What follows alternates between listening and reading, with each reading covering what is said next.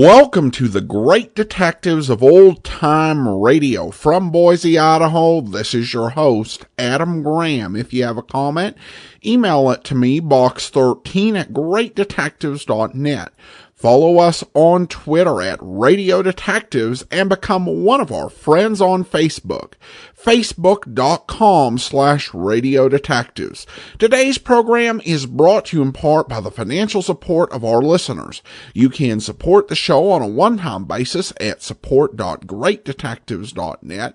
You can also send a donation via the Zelle app to box13@greatdetectives.net or mail in a donation to Adam Graham, P.O. Box 15913, Boise, Idaho 83715. Or you can become one of our ongoing Patreon supporters at patreon.greatdetectives.net. All right, well, now it's time for today's episode of Mr. King, Tracer of Lost Persons. The original air date, June the 15th of 1944, and this one is The Case of the Woman in Blue. If you suffer from heartburn, indigestion, stomach distress due to excess acidity, try Bisodol. By neutralizing excess acids, Bisodol soothes irritated membranes, does a thoroughgoing job of bringing amazingly fast relief. Take as directed. Get minty-flavored Bisodol, Bisodol, tonight. Only 25 cents at all druggists. Following program will be interrupted to bring you any late news development.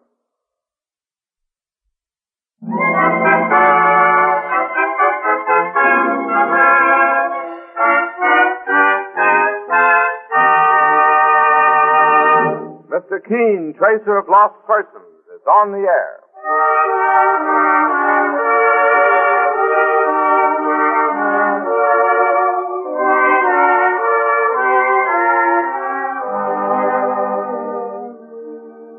Ladies and gentlemen, Colin Oak Toothpaste presents Mr. Keene, Tracer of Lost Persons, one of the most famous characters of American fiction and one of radio's most thrilling dramas. Tonight and every Thursday night at the same time, the famous old investigator will take from his file and bring to us one of his most celebrated missing persons cases.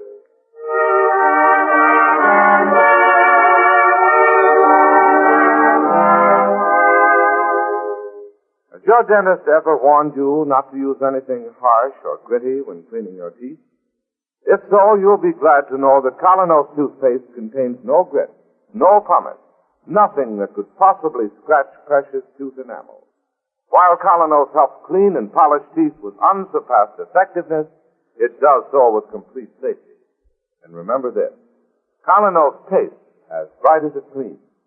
You'll love the fresh, clean, cool feeling that Colin Oak gives your whole mouth. It's a grand waker-upper of mornings, a grand picker-upper if you smoke too much. Tomorrow, join the thousands who start their day the Colin Oak way. You can get Colin Oak at any drugstore tonight. KolYNOS. Colin Oak Toothpaste.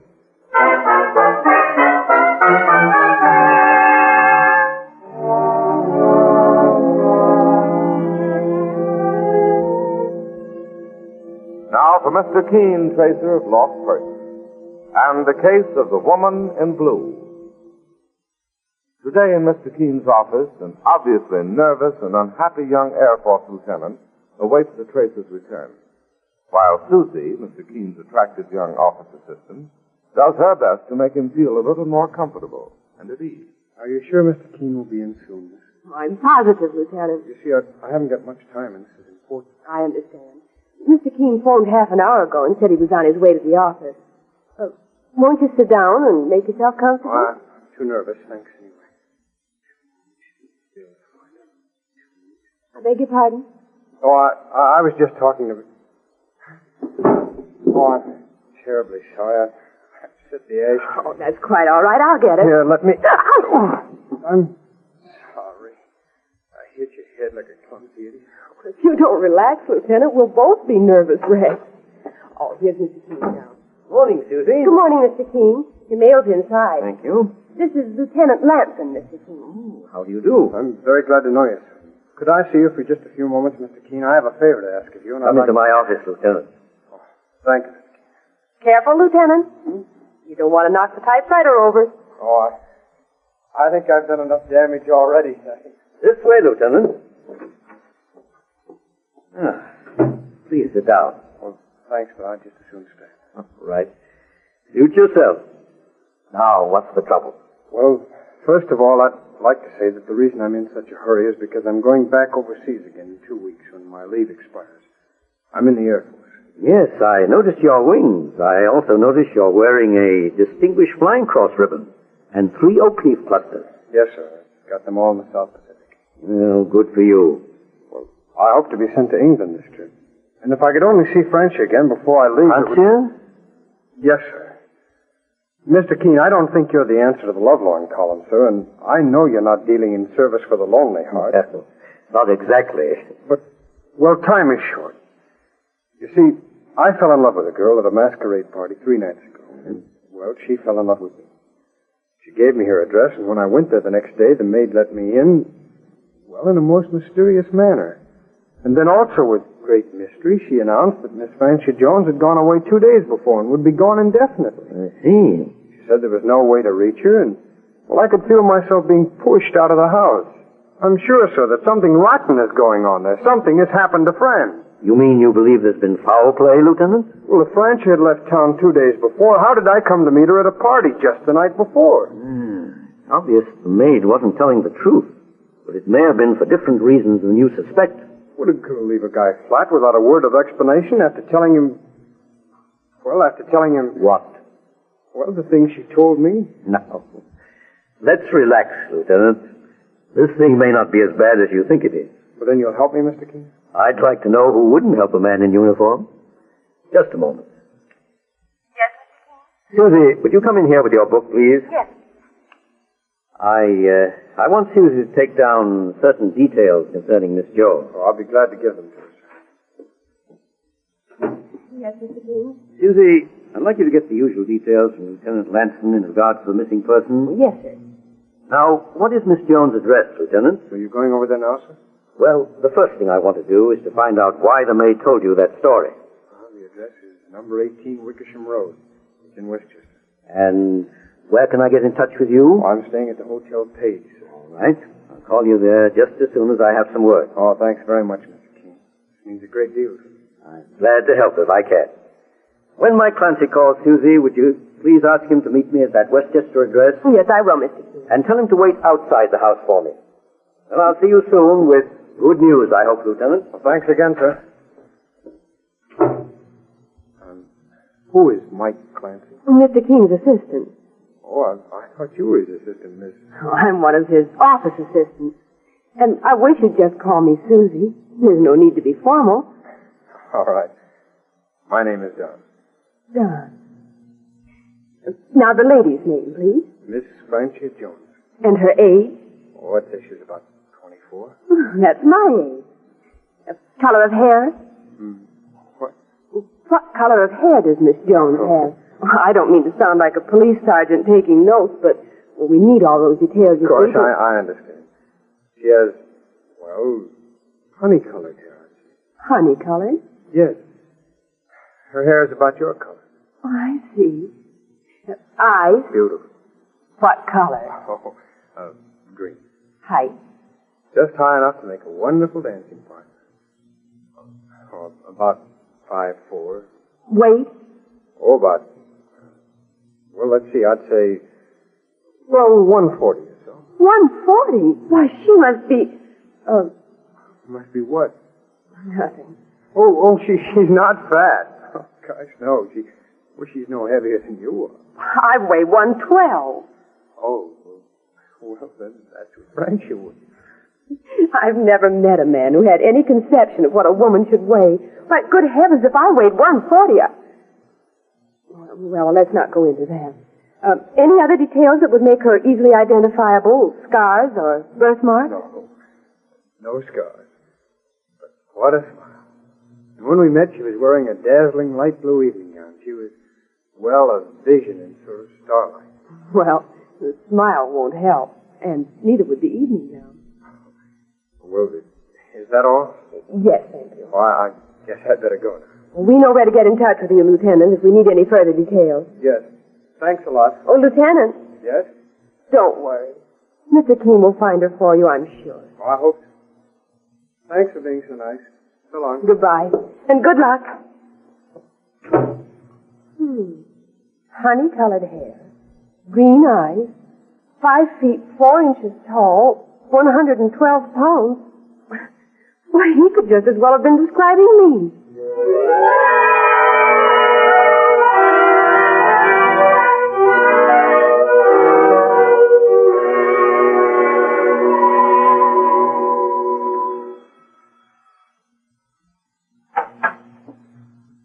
Yes, sir?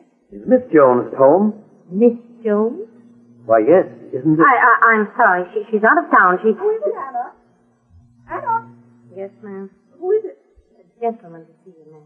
Are you Miss Jones? I'm Mrs. Jones. That'll be all, Anna. Yes, ma'am. There's no Miss Jones living here? No. May I ask who you are? My name is Keene. I'm a special investigator. At the moment, I'm working with Lieutenant Lanson. Oh, Don. Were you at home yesterday, Mrs. Jones, when Don... Yes, I was, Mr. King. Then, may I ask why? Before you go any further, let me tell you my side of the story. I wish you would, Mrs. Jones. I feel so ashamed of what I did to Don. I know I owe you an explanation. You owe him the explanation, Mrs. Jones. But please go on. Well, I'm married, as you know now. Before my marriage, I was something of an actress. I might have had a career, perhaps, if I'd tried hard enough. At any rate, I married Everett 3 years ago. Everett Jones is your husband? Yes. You've heard of him, Miss Keene? Wasn't he indicted for fraud some months ago? Well, he was indicted, but the charge was never proved. He was acquitted in both cases. There were 2 indictments? Yes, but, well, that's neither here nor there. I fell in love with Everett because I knew he could support me in the way in which I wanted to live. I know he's a wealthy man, Mrs. Jones, but what has all this to do with Don Lanson? Well, I'm coming to that. My husband pays a great deal of attention to his business, and I resent being neglected. Lately, I've gotten into the habit of going to the theater alone, often dining alone. It's not very entertaining, I assure you. I imagine it isn't. The other night, I decided to attend that masquerade ball. I had dinner at the Club Palermo, and then went to the dance. I met Don there, as you know. I knew he wanted fun and relaxation, and I didn't want to spoil the illusion by saying I was married. The whole affair was entirely innocent, Mr. Keene. Innocent? When you permit a young soldier to fall in love with you, a married woman? I didn't realize he'd go so far. Oh, I admit it was the worst sort of brainless reasoning. I had no idea he'd fall in love. It's surprising, too, for I'm 10 years older than he is, though I don't look it when I meet up. When he showed up the following day, you decided to end the matter by pretending you were gone, is that it? Yes. I'm afraid my maid spoiled things. But I didn't want to hurt the boy. I just wanted to end the affair as quickly and as painlessly as possible. I agree with you there, Mrs. Jones. A quick ending was the only solution.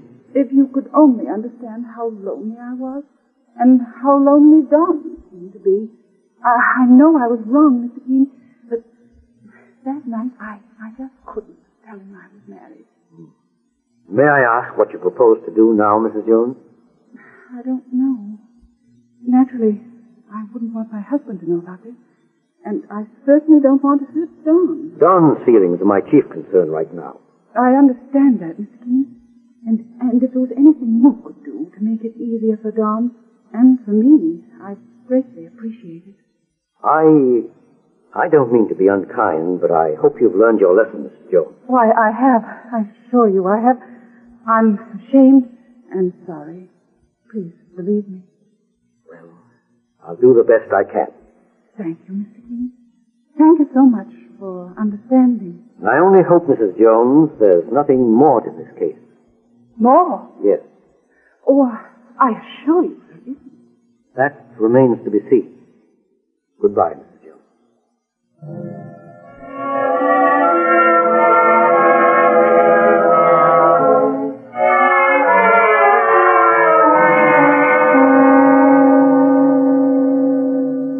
And that's all she told me, Mike.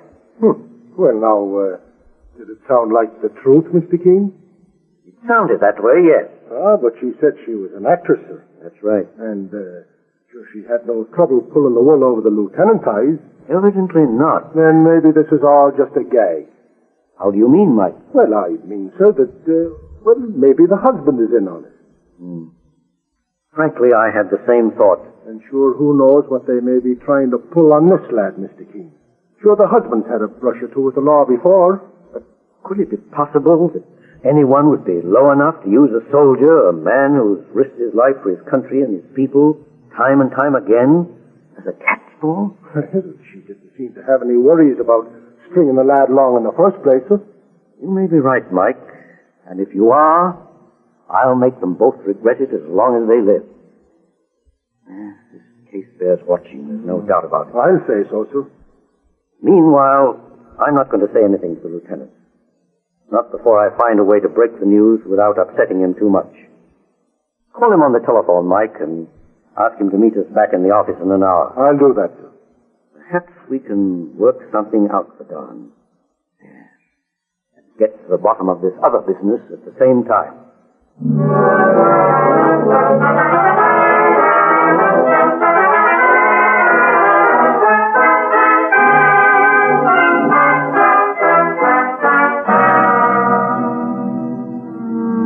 In just a moment, Mr. Keene will continue with the case of the woman in blue.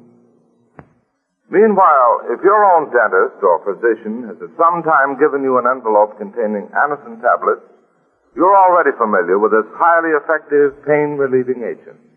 For Anacin relieves the pains of simple headache and minor neuralgia incredibly fast. And here's the reason. Anacin is like a doctor's prescription.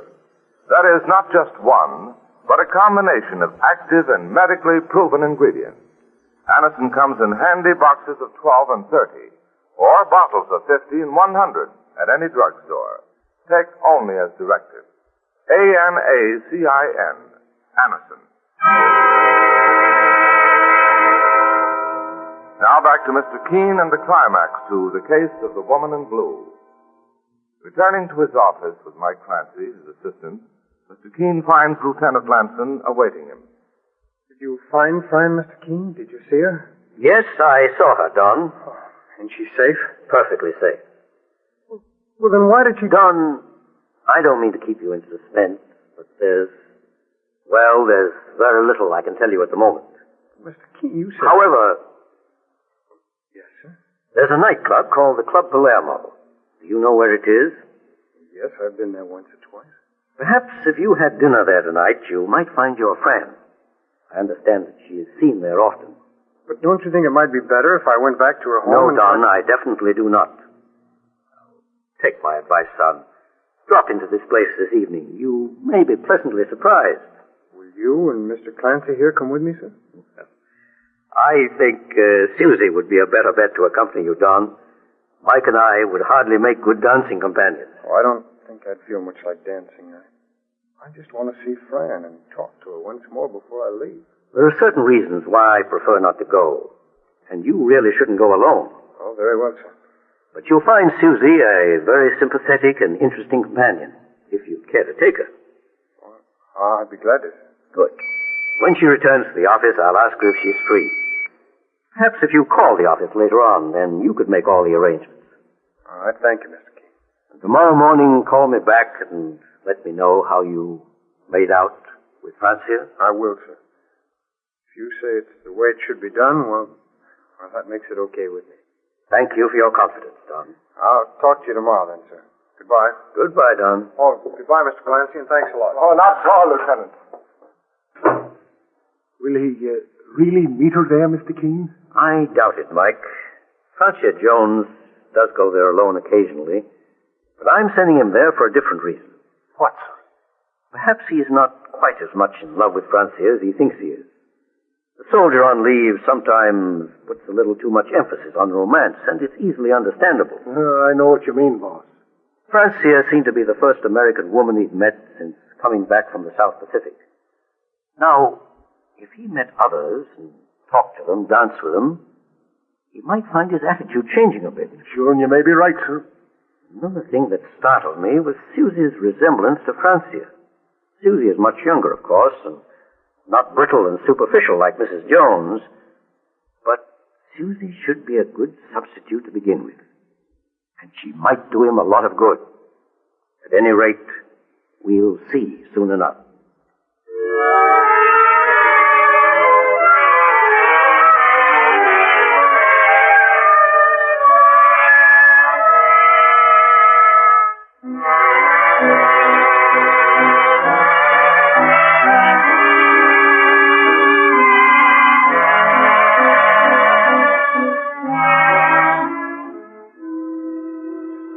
This is a wonderful place, Donnie. It's so glamorous. Yeah, I rather like it myself. Oh, it was very sweet of you to ask me to come.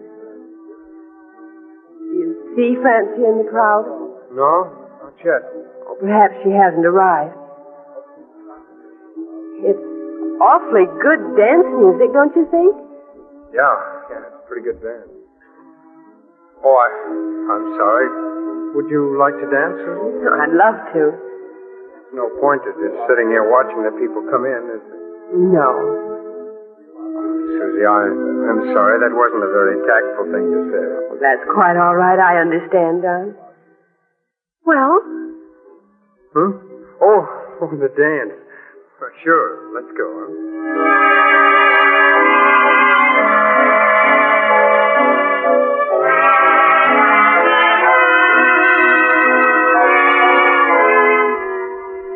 I love this song.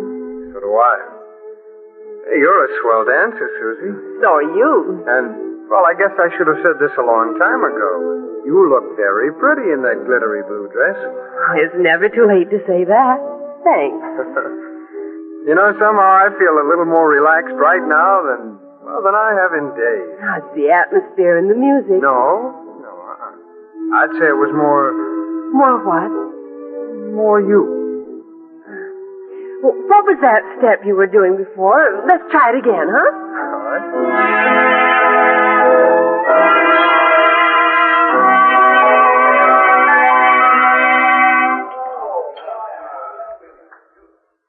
Oh, you know how long it's been since I had lobster thermidor? I guess they don't serve a dinner like this out in the South Pacific. K-rations are a banquet out there. You know, they think we know what you soldiers go through, but we really don't here at home. Oh, we're not kicking. We've got a job to do, and we do it, that's all. Where'd you get that ring, Susie? Oh, it's a graduation ring. I know that. I mean, what school? Oh, you wouldn't know it. It's a small college out west. Oh. Do you have any folks here in New York? No, I live alone. Oh, that must be tough. Not really. I read a lot and go to concerts. Do you like concerts? Oh, I'm crazy about them. But let's talk about Francia. I know you prefer that. Well, I remember discussing music with her. She wasn't very interested, I guess. Susie, who's your favorite composer? Bach. Why, that's mine, too. Well, strangely enough, I also like Gershwin. Well, so do I. Well, tell me some more about Fran. She must be charming. Wow, she's very beautiful. She speaks like, well, you know, like an actress. With distinction? Yeah, that's it. You know, Susie, you have that quality, too. In a different way. A way I like. She a good dancer, too? Very good. And that reminds me, so are you. How about another dance? Love it. Let's go.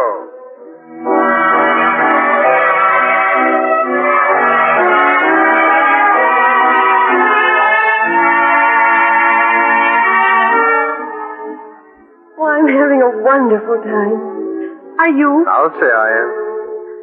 Oh, this is one of the things we missed so much out on the island. And boy, oh boy, am I going to make up for lost time.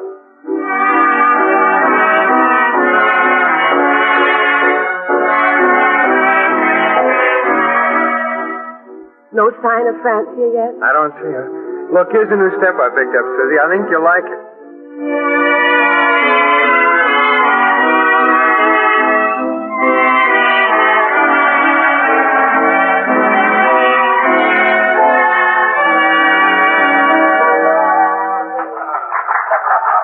I guess the orchestra's taking a rest. Oh, I wish they wouldn't. Just when I was Well, getting used to holding you in my arms, too. Susie, you're... Oh, what's the matter, Don? What? Look, there's Fran sitting at that table over there with a man. Oh, will you go on over and speak to her, and I'll... No, Susie. No, you're my date for tonight. Besides that... Well, I'll just say hello to be polite. Come on. Good evening, Fran. Don, how are you? Fine, thanks. Oh, this is Miss Hargrave. How do you do? How do you do? This is my husband, Don. Edward, I want you to meet Lieutenant Lanson and Miss Hargrave. How do you do? How do you do? I'm glad to know you, Mr. Jones. Well, Fran, it was nice seeing you again. And you. Glad to have met you, Lieutenant. I'm glad to have met you, sir. Bye. Goodbye. Have fun. Married, and she never even... Do you want to leave, Don? Leave? My gosh, no, I'm having the time of my life. I guess I just never saw her before this way. Fran? Mm-hmm. And Susie, I don't even care. I'm not kidding now. I'm glad it turned out this way. And I'm glad for you, Don. Susie, you and I are going to have an evening. We'll do the town and just talk and talk until the crack of dawn. How about it? Anything you say, Don. Maybe I'm crazy, but I feel like I'm on wings. Oh, boy, what a break I got, Susie, when I met you.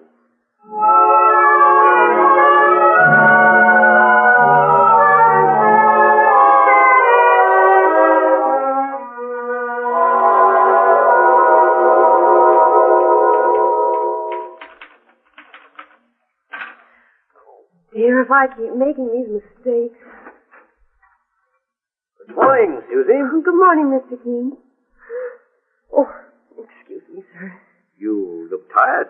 I'm afraid we were out very late last night, Mr. Keene. Did you have a good time? We had a wonderful time. We met Francia Jones and her husband. At the nightclub? Yes, Mr. Keene. Well, that was something I didn't really count on. Oh, but it was quite all right. In fact, it didn't mean a thing to Don. He was really happy to put an end to it all. Is that so? I know he wasn't in love with Francia. In fact, I'm sure of it now. You are? Why, Susie? Well, I think he's in love with me, sir. That's something else I didn't expect. And I'm in love with him, Mr. Keene. Terribly in love. It frightens me a little. Why should it frighten you? Well, I just can't make up my mind about him. Could such love be real? A man who changes so quickly, would he change that way about me, too? I doubt it, Susie. And I'll tell you why. Love isn't something to be reckoned with in regard to time or place. It just happens, that's all. And when it's genuine, you know it. Of such things, romance is made, Susie. Mr. Keene's office. Susie? Don. How are you, darling? Oh, just fine, dear. Well, you want to speak to Mr. Keene? He's here. Mm-hmm. Before I do, darling, remember our dinner date tonight. I will. Mr. Keene. Thank you. Hello, Don. Hello, Mr. Keene. I suppose Susie told you about last night. Yes, she did. But you mustn't judge Francia too harshly, Don. Oh, I'm not, sir. At first I thought that they might be taking advantage of you in some way. That's why I didn't tell you everything at first. But I think it's pretty obvious now that that wasn't the case. Well, sir, that isn't very important to me right now. You've been wonderful. And in return, I think I ought to give you fair warning, sir. Warning of what? Well, after the war, when I come back, you're going to lose a darn good office assistant. Well, when that time comes, perhaps we can effect a compromise. Beneficial to both sides. All right, sir, okay with me. And as far as Francia is concerned, this we must say for her, Don. She made a mistake and corrected it. Which was all the luck in the world for me.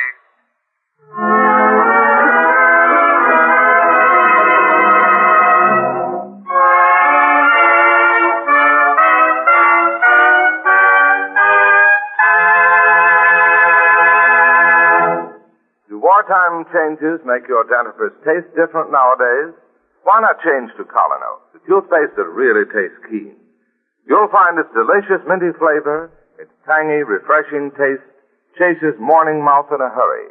Yes, there's a zip and a tingle to Colonos that leaves your mouth fresh and cool as a sea breeze.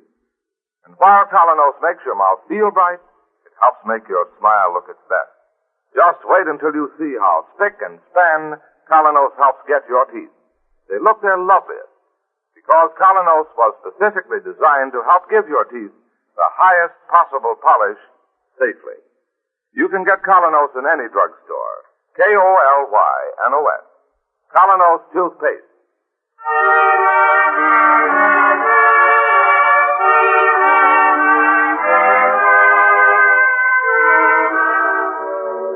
You've been listening to Mr. Keene, Tracer of Lost Persons, on the air every Thursday at the same time over this network.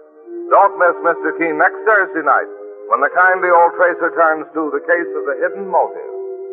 This is Larry Elliott saying good night for the makers of Colonos toothpaste and inviting you to listen to Friday on Broadway at the same time over this network tomorrow night.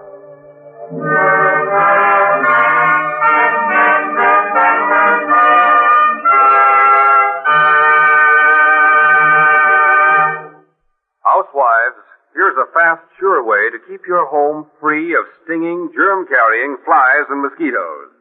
Use Black Flag insect spray. One touch and pests are doomed. Every batch is bug-tested for sure death. For offensive pests like ants and roaches, get Black Flag powder. Both on sale at leading stores anywhere.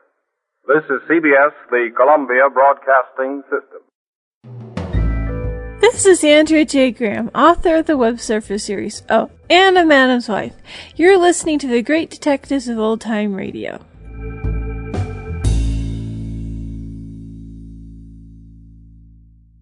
Welcome back. Actually, the mystery in this case really wrapped up within the first half. The suspicion that Mrs. Jones and her husband might have some nefarious scheme to ensnare the lieutenant, there was never really any basis for it, and they didn't do any investigation that would really allay their suspicions. So that was kind of a pointless plot thread to keep the story going. I do think that what we got was interesting and captured a lot of the feel of the time about servicemen, and the idea of a romance like this is something I think would have been very appealing.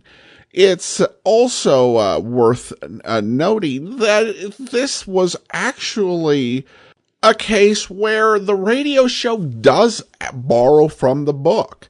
The idea of someone giving a description to a female employee of Mr. Keene and actually describing that person and falling in love with her is something that happened in the book. Of course, that was a little bit different with that character, as he came to Mr. Keene without an actual lost person, determined to give the description of his ideal woman in the hopes that Mr. Keene would locate her for him. And obviously a different case here. I do also have to say this was a somewhat different role for Stacey Harris, whose voice I recognized. Oftentimes in Mr. Keene, it can be a challenge, but yeah, Stacey Harris was pretty distinct. And usually when we hear him in these programs, he's, I would say probably a good 3/4 of the time he's playing a heavy. Other roles he played include Batman, and he also played the lead on many an episode of This Is Your FBI. This is a much more unassuming role than he typically plays, and I think he does a good job with it. I also appreciated the pun in the ad about getting, intentional or not, about getting keen results. Okay, well, that's actually all for today. Join us back here tomorrow for Man from Homicide. And then a week from Tuesday, we're going to start into the airmail mystery. And then, of course, join us back here next Monday for another episode of Mr. Keene, Tracer of Lost Persons. In the meantime, send your comments to box13@greatdetectives.net. Follow us on Twitter at Radio Detectives, and become one of our friends on Facebook, facebook.com/Radio Detectives. From Boise, Idaho, this is your host, Adam Graham, signing off.